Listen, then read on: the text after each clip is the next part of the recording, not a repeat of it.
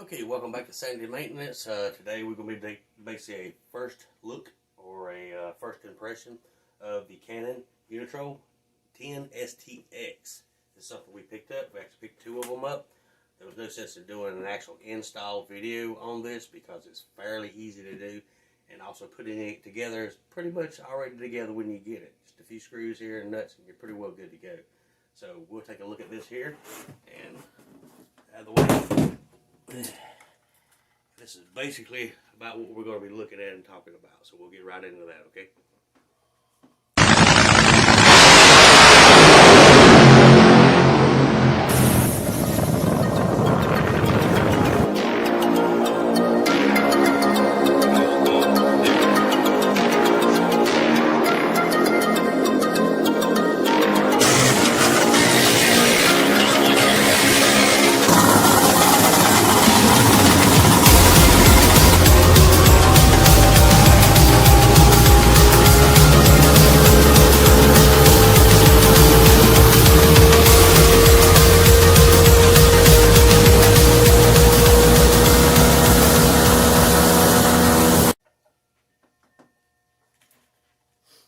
Okay, getting into the unit itself, it comes with an awful lot of stainless steel cable on here. That's just something I do like. It's pretty flexible. I've used it a lot while we were kingfishing before. The clutch on it I didn't particularly care too much for, where you can actually take and just turn it up, and it tightens the clutch basically like you're using a reel. And if you wanted to back your reel off to let the drag out, you basically just turn it back. I did find out this is actually quite touchy, very touchy. So you got to be very careful about what's going on with your weight when you decide to drop it. The next thing I run into, I did like on here, was your counter on here, right there. When we first got it, I forgot all about it because I've had these before. And as you're trying to adjust the line to get the line set on here, it seems to be a little bit of a problem on keeping the actual footage where it's supposed to be. Unfortunately, all you have to do is just slide it over, and you can adjust the footage here with your finger, and then simply slide it back over here and line it back up with the gear that's on the inside of there, which is pretty nice. These are adjustable. We had to go with adjustable ones here. This here, they say it's pretty light. You can see it's not exactly all that light. You have these here, unscrew here, basically like a little telescopic pole here. Just loosen them up, slide them out, put them back in, whatever you want to do. I did like the head on it here, where the wire cannot come out and go around here and get messed up. The terminator clip, if somebody's looking into getting one, have fun tying these. They can be a pain. You can do it 1 year, come back the next year, you try to do it again. It's always different, always, because you never can remember exactly what you want. But the coaster clip on it actually is really nice here that came with it. Has an adjustable rod holder on the back side here. It is spring loaded. I did not like this, but there's a reason for it being here to keep being shaking around and it falling out. But once you start loosening up, like this here, you got to be careful because you turn it too much, it'll fall out, and the next thing you know, it's in the ocean. You just pull it out here and simply adjust it around like you want it, like so. But like I said, this is spring loaded here. The top side is also spring loaded as well here. So you literally kind of push up here, turn it to where you want it. Get a little more there maybe. Good. So now you got your rod holder here. Right there looks pretty good right now for where I wanted that. And I'll set this back here where I had it. A bit more. There we go. Tighten it back up. It does come with a swivel base already when you purchase it. The only thing I don't like about the swivel base, they are easy to mount, but once you remove this, you still have that stuck on your boat. They really should come up with like something you can put there for the time being, like a bait tray or something like that, you know, while you're not using it. Once you've removed these, you're not using them on your boat, well, they're stuck up. They look kind of weird. So I'll let you take a look at that and how we got them mounted and everything else on there. Kind of go through there.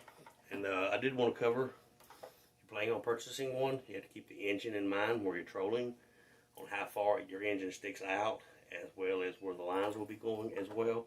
That's pretty important here. We wanted to purchase the small ones, which didn't come with this here, but would come with the head here. But we couldn't do it due to the fact that the engines are set back off our boat, So in the process, that messed everything up. So now we had to go with the longer ones, which are going to work just fine for us. All right, let's go take a look and see what they look like here.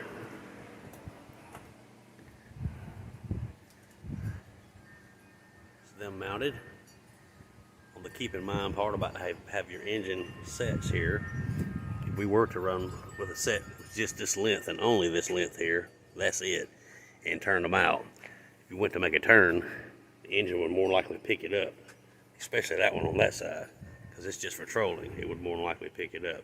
So having them where they'll swivel around makes the biggest difference, or go out a lot further there, which isn't too big of a deal to move out. Back to brake off here.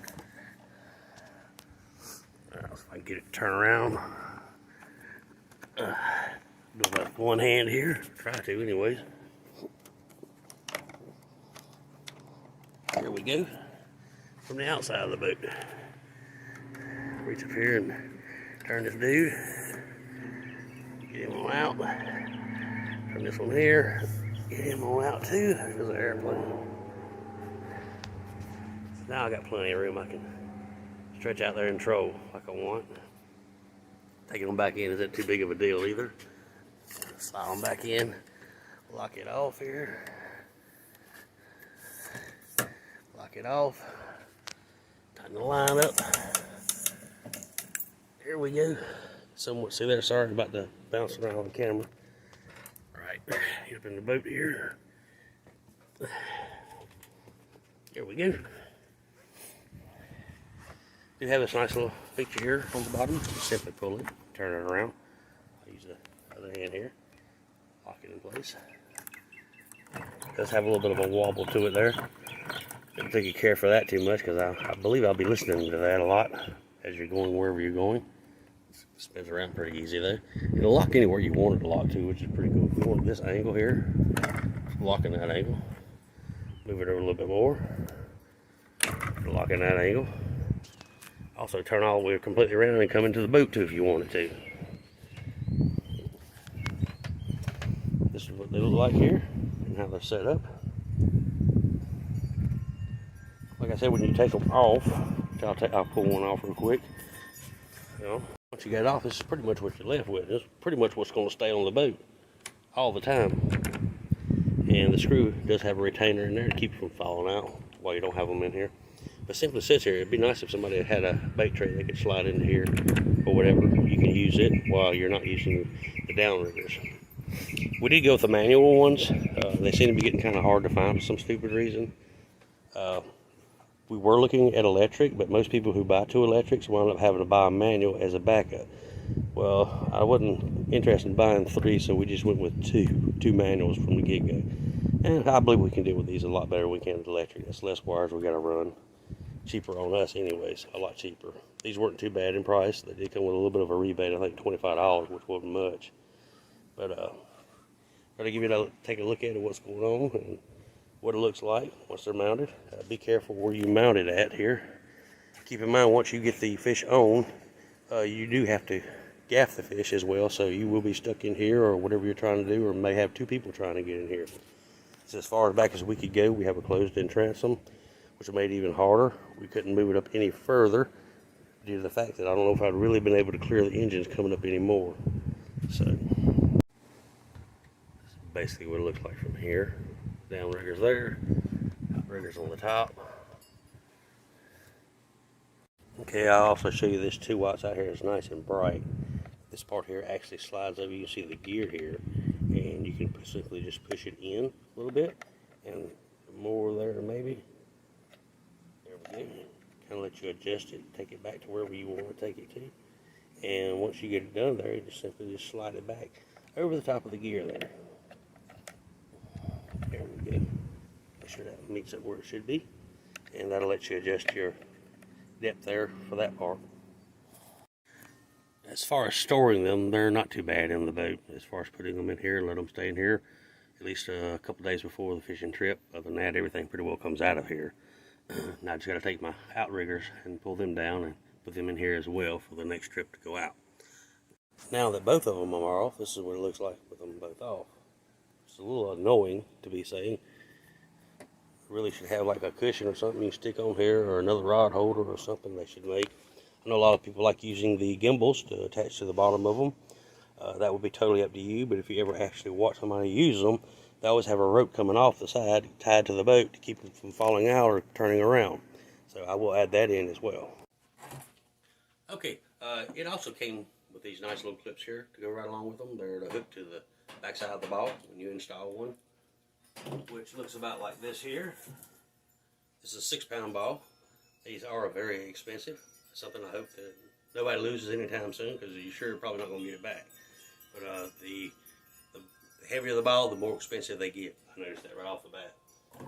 They do make several different types of line hookups as well. We do pick up these here, where they do not hook to the ball, where they actually hook to the line. One hooks to the line and it wraps over, and then hooks to your bait too as well. So we pick that up as well. So hopefully the video was kind of helpful in some kind of a way. Like I said, this is a first impression. This is some of the things that I ran into while I'm doing it. There's no sense in doing a video on how to put it together, how to install it. It's fairly simple. Just be sure that your screws are the proper length that you need to have when you start drilling your holes, because some of them are thick like mine. We needed all different ones due to the fact that it comes with screws that are about like this long here, but ours is about that thick. So everything changed and everything was different for us. We have a very thick hole on the top there. But like I said, hopefully it helped. Have a good night.